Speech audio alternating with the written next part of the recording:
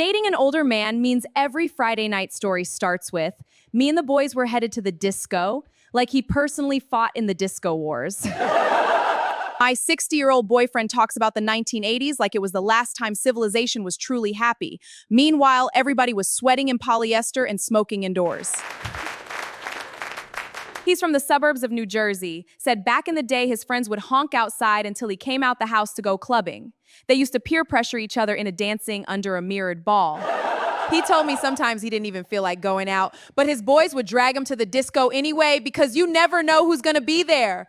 They treated nightlife like military deployment. Older men romanticize the 80s so hard, every story sounds like a damn deleted scene from a low-budget nightclub movie. Did I just say so hard?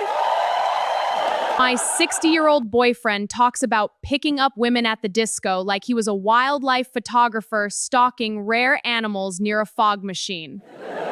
He said back then all he needed was a silk shirt, a gold chain, and confidence. I said, now you need blood pressure medication and a recovery day.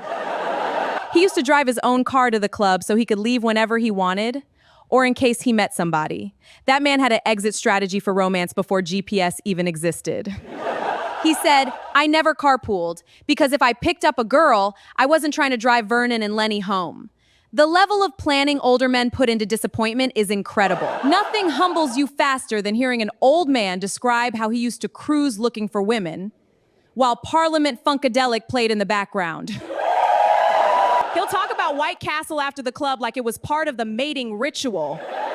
Apparently, romance in the 80s smelled like onions and cigarette smoke. My 60-year-old boyfriend describes the disco era with so much passion.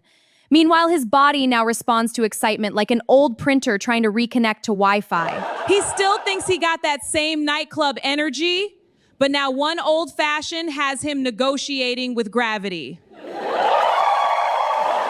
He talks about dancing all night in the club like it was sexy. Sir, standing too fast almost took you out at brunch last Sunday. Intimacy with him now feels like restoring a classic car. Expensive, unpredictable, and there's always a weird sound you're supposed to ignore. Older men love giving relationship advice based on a world where you could disappear all weekend and nobody filed a missing persons report. And the darkest part?